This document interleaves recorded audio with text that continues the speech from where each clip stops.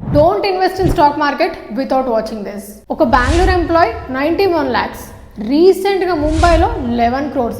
ఇలా ఒకరు ఇద్దరు కాదు, 2024లో మొత్తం 300 కేసెస్ రిజిస్టర్ అయ్యాయి అండ్ మొత్తం 1100 crores స్కామ్ జరిగింది. ఈ అన్ని స్టోరీస్కి కామన్ పాయింట్ ఏంటో తెలుసా?